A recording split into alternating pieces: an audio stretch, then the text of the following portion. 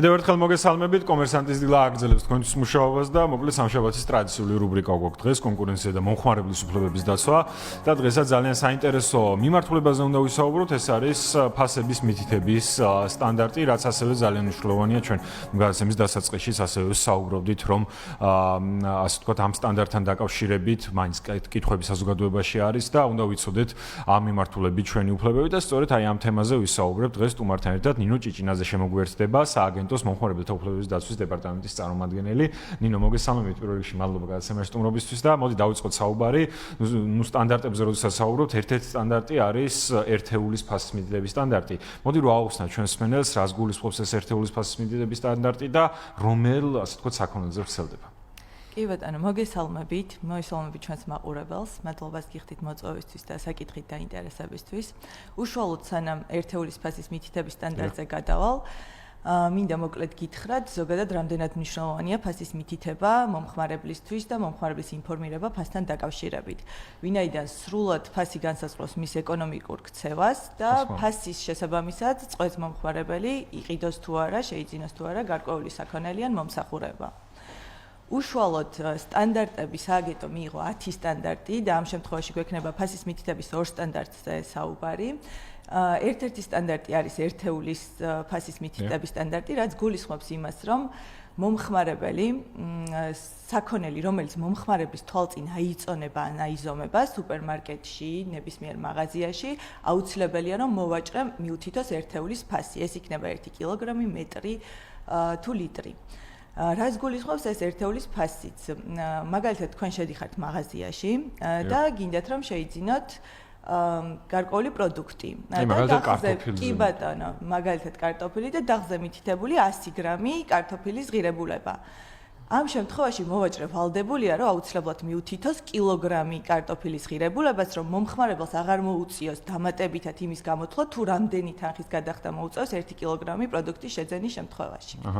ამას გულისხმობს ეს სტანდარტი, ძალიან მარტივია, მოვაჭრეებისთვისაც შესასრულებლად რთული არ არის, უბრალოდ ერთეულის ფასთან ერთად უნდა მიუთითოს.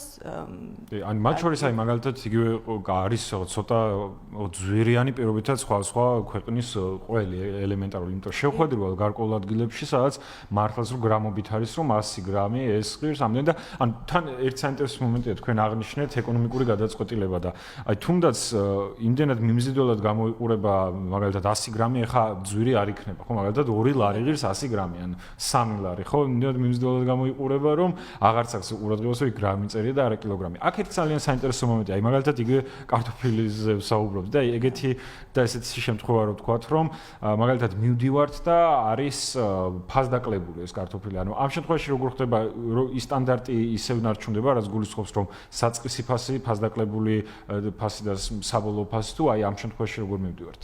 კი ბატონო, სწორედ ამას ემსახურება აღნიშნული სტანდარტების დადგენა, რომ ხშირად მომხმარებელი შედის შეცდომაში, რომ ძალიან მიმზიდველად გამოიყურება ეს 100 გრამის ფასი და სალაროსთან მისულს ხვდება, რომ თურმე ის ყოფილა გრამაჟობის ფასი და არა ერთეულის ფასი.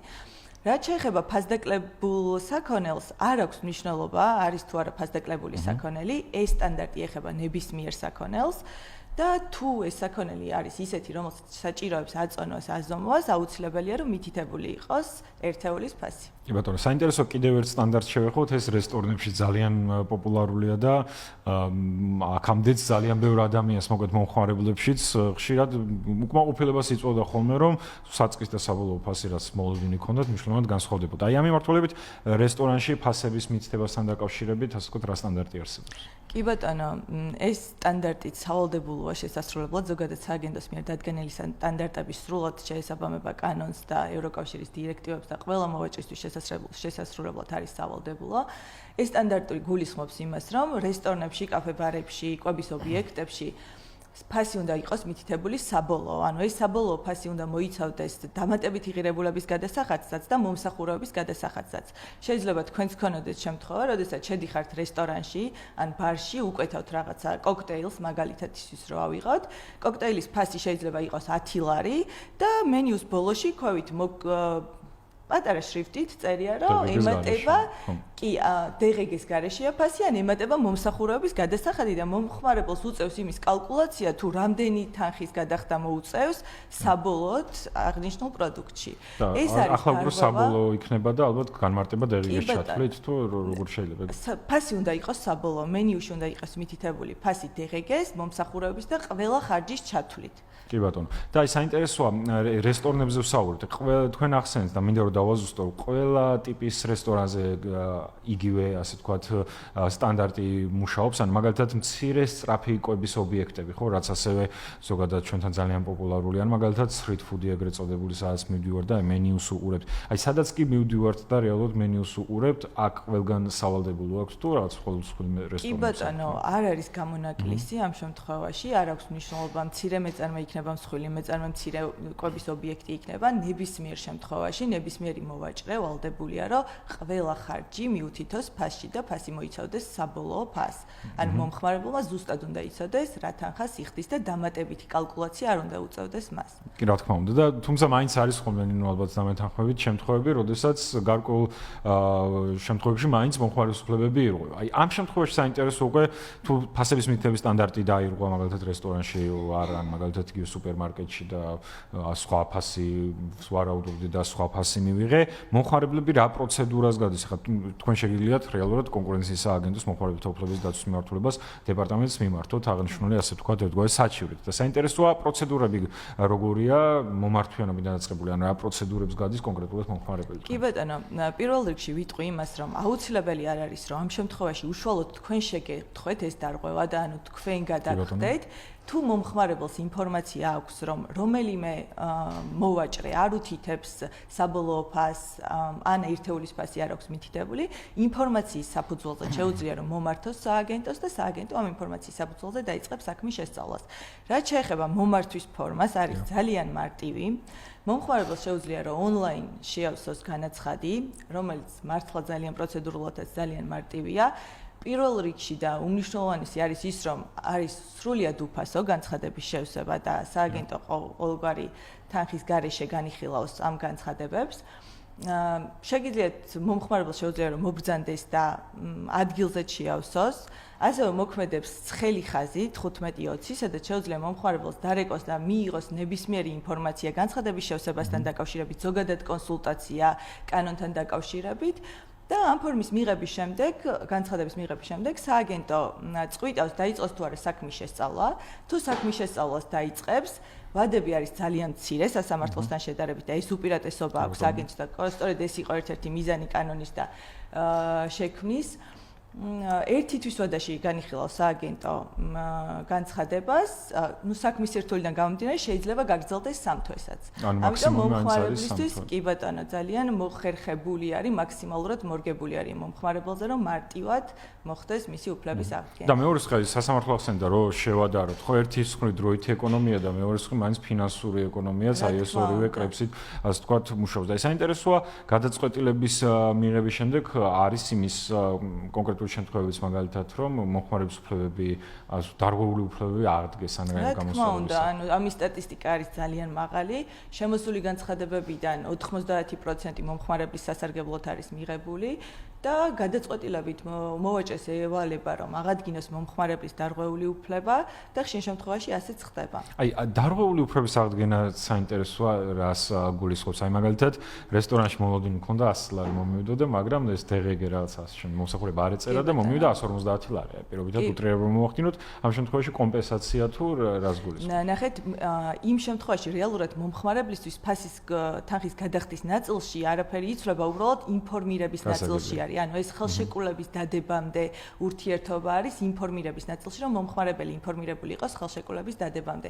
ამ შემთხვევაში მას მომსახურების გადასახადის გადახდა ისედაც მოუწევს, უბრალოდ მან წინასწარ ზუსტად იცის, რამდენ თანხას იხდის. კი ბატონო, გასაგებია და სტატისტიკაზე საუბრობდით მომართვიანობის ნაწილზე, რომ მომხმარებლების სასარგებლოდ 90%-ზე მეტი ფაქტობრივად გადაწყდა. ზოგადად ტენდენციას როგორ უყურებთ მომართვიანობის მაჩვენებლები როგორია, რამდენად ზარდი დინამიკა ამ შემთხვევაში და ძირითადად თან ფასწარმოქმნის ნაწილში სადაც ჩივიან, აი რა მიმართულებებზე არის ხოლმე ეს ჩივი. კი ბატონო, ბევრი განცხადება არის ფასის მითითებასთან დაკავშირებით შემოსული, სააგენტომ განიხილა, ხშირ შემთხვევაში არის პირობითი შეთანხმებით, როდესაც მოვაჭრე აცნობიერებს მის დარღვევას და შეთანხმებას აფორმებს სააგენტოსთან და ამ ფასებს უთითებს სრულად. რაც შეეხება მომართვიანობას, საკმაოდ გაზრდილი არის. წინას წელთან შედარებით იანვარ-თებერვალში 60%-ით არის გაზრდილი განცხადებების რაოდენობა და მომართვიანობის.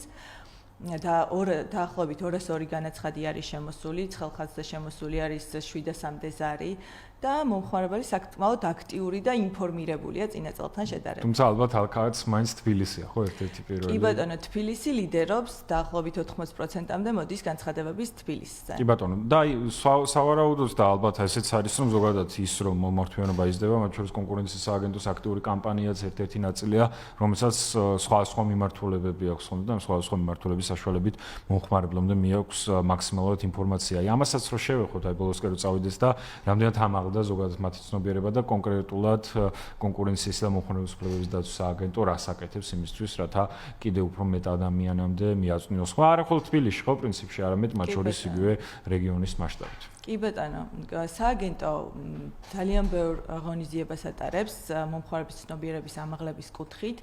თუნდაც მარტის თვეით რომ ავიღოთ, იყო ძალიან მნიშვნელოვანი და დატვირთული მესამე საერთაშორისო კვირეული და ჩატარდა მომხმარებლების უფლებების დაცვის, იყო შეხვედრები რეგიონებშიც, ახალქალაქში, ზუგდიდში, ბათუმშიც და ძალიან ბევრ მომხმარებელთან მოხდა შეხვედრა. ამასთან ტარდება შეხვედრები ყოველთვის ეთნიკურ უმცირესობებთან, შეზღუდული შესაძლებლობების მქონე პირებთან, საგანმანათლებლო დაწესებულებთან და ამ მხრივ ძალიან აქტიური არის სააგენტოს ჩართულობა, რომ მომხმარებელი რაც შეიძლება მეტი მომხმარებელი იყოს ინფორმირებული თავისი უფლებების შესახებ. კი, და მათ შორის როგორც ვიცი, შესაბამისად პატარა ბუკლეტები, ბროშურებსაც კი ბატონო, აი წამოღებულიც მაქვს ეს ბროშურები, სააგენტოს დამზადებული აქვს ესეთ ბროშურები. სადაც სრულად არის მოკლედ და ამომწურავად ინფორმაცია მომხმარებლის უფლებების შესახებ და ნებისმიერ მომხმარებელს, რომელიც ამ ბროშურას გაიცნობა, შეუძლია რომ მოკლედ მიიღოს ინფორმაცია თავისი უფლებების შესახებ და იყოს ინფორმირებული. თან თანამედროვე სამყაროში ხა პრინციპში ბევრი კითხვა ეს ჩვენს ვებგვერდზეც არის მითითებული ეს ბუკლეტები და ნებისმიერ მომხმარებელს შეუძლია იღოს. და მათ შორის შშმ პირებზე ადაპტირებული კი ბატონო, შშმ პირებზე ადაპტირებული ერთ-ერთი არის ბრაილის შრიფტით დაბეჭდილი მომხმარებლის უფლებებს გააცნობს შეზღუდული შესაძლებლობების მქონე პირებს და მაქსიმალურად ვცდილობთ, რომ ყველა მომხმარებელი და იყოს ინფორმირებული თავისი უფლებების შესახებ, ვინაიდან რეალურად მომხმარებელზე უკეთესი ძალა მონიტორინგისთვის და კანონის აღსრულებისთვის არ არსებობს. ძალიან დიდი მადლობა აბსოლუტურად დაგეთანხმებით.